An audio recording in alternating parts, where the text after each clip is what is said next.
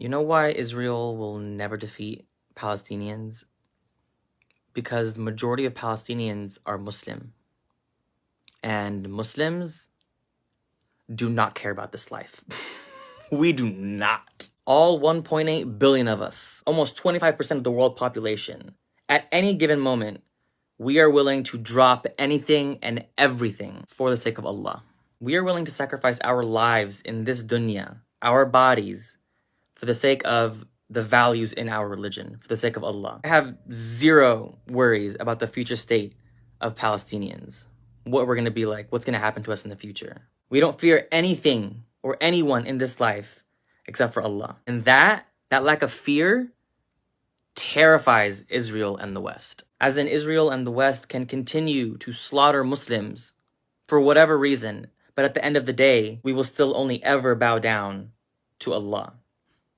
Not to any government, not to any individual, not to any organization, only to our Creator. That's why it will forever be impossible to get rid of us. Palestinians have been under occupation for more than 75 years, generations and generations of our people being killed.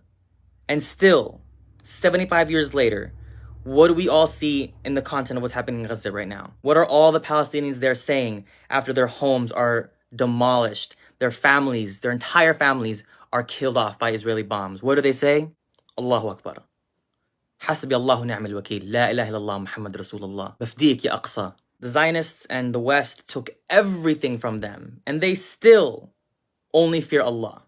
Whereas on the other side, the colonizers, settlers, they praise their government. They bow down to their country, to their leaders, living in constant fear of what we're gonna do to them.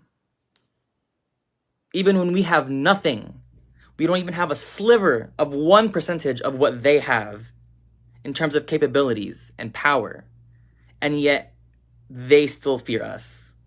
That's why all the Jewish settlements there are surrounded by these massive concrete walls with barbed wire, 24-hour surveillance, with soldiers at every entry and exit point. Look at Palestinian towns. You drive in straight, you waltz into that village. Why? Because we don't fear them. We don't fear what they can do to us. We only fear Allah. Because as Muslims, we believe in the right to fight for our own land, to defend our property. We know we're standing on the right side. Whereas them, they will forever live in fear because they don't have the same values as we do. That's why they always play victim. They always choose to play the victim role. Only people who live in fear choose to play the victim role because they're not strong enough to stand up themselves, to fight for themselves. Gaza is the perfect example. They are terrified to enter Gaza themselves and have to fight Palestinians face to face. Despite how well-funded, how sophisticated and advanced their military system is, they still will choose to fight Palestinians from a distance. Missiles, rockets. This picture, I grew up to this picture. This is the perfect depiction of what it means to be a Muslim that only fears Allah. They have all the military power in the world, and we have rocks, and they still fear us. They still have to pay money, pay for ads, pay for propaganda to win the fight on social media. We have nothing. I have nothing. And we're still winning somehow. Why? Because we don't live in fear.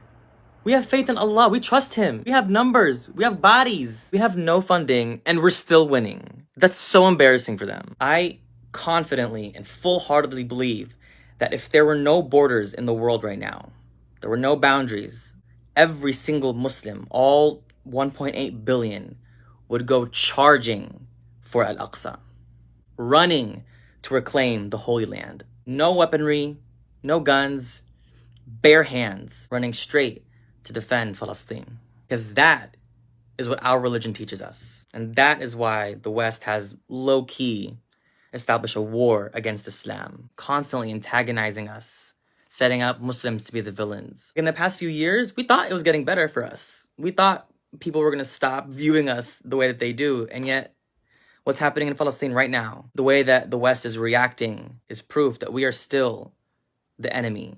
Why? Because we only serve Allah. You physically cannot control a population of people who fear nothing in this life.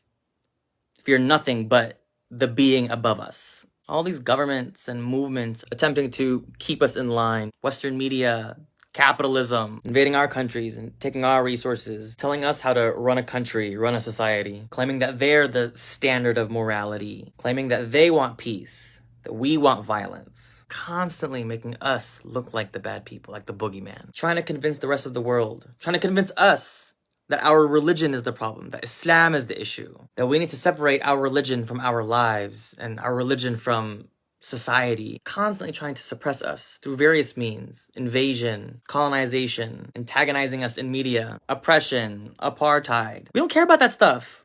We just work around it. We literally just go, oh, okay, well, let's go this way.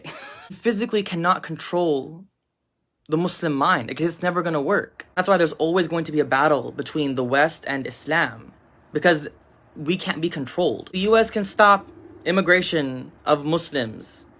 That's fine. France can try to ban Muslim women from wearing hijab and abaya. That's fine. At the end of it, we're still gonna be Muslim. We're still gonna have more than 1 billion of us to make up for it. And that's why Palestinian Muslims, till now, after 75 years, are still just like, occupation? Okay, and when the Palestinian mother loses her son, or her husband, her brother, her father, to the occupation, she literally celebrates. She does zaghruta, thanking Allah for taking his soul, because she knows that that is an automatic ticket for Jannah. And that is the only objective that us Muslims have, to make it to Jannah. I'm not trying to spew some like conspiracy, look, they're trying to control us type talk. No, this is what we believe as Muslims. We only fear Allah. We only bow to Allah. Everything else is just background noise. And this isn't to disregard the Palestinian Christian population. Absolutely not. Palestinian Muslims and Christians are in this together. They've lived side by side in peace. Palestinian Christians are just as oppressed as Palestinian Muslims. Obviously, I'm Muslim, so I can't speak to what their view is on this topic. For the majority of Palestinians who are Muslim, like, we ain't about this life. This is also in no way to disregard or belittle the death and the bloodshed occurring in Gaza and in West Bank right now. You're all fighting on social media, standing out in the streets, speaking up for Palestine. We will continue to do so no matter what. It is painful to witness. It's painful to watch this all unravel. But at the end of the day, at the end of all this, we still have Allah. With Allah on our side, with Allah as our guide, we're gonna be fine. Our religion teaches us that there will always be people who stand against the individual who stands for Allah. Our ummah has had to defend our religion literally since day one, with Prophet Muhammad sallallahu alaihi wasallam. From then until now, we've had to fight for our religion, defend our religion against individuals and groups trying to suppress us. We're at more than 1,000 years later. And look, we're still here. We are the fastest growing religion in the world right now. It's estimated that by 2050, Islam is going to be the biggest religion in the world. And that's not even a stat coming from Muslims. That's coming from the West. So yes, we are in pain. We are hurting right now. And we will continue to fight the fight. But our hearts should be at rest right now. We don't have to be worrying about what tomorrow brings, because that is only for Allah. And as long as we are standing up for justice, Allah will take care of the rest. We're tying our camel, but we're leaving the rest to Allah, trusting in His plan for our ummah. Inna Allah ma'as sabirin.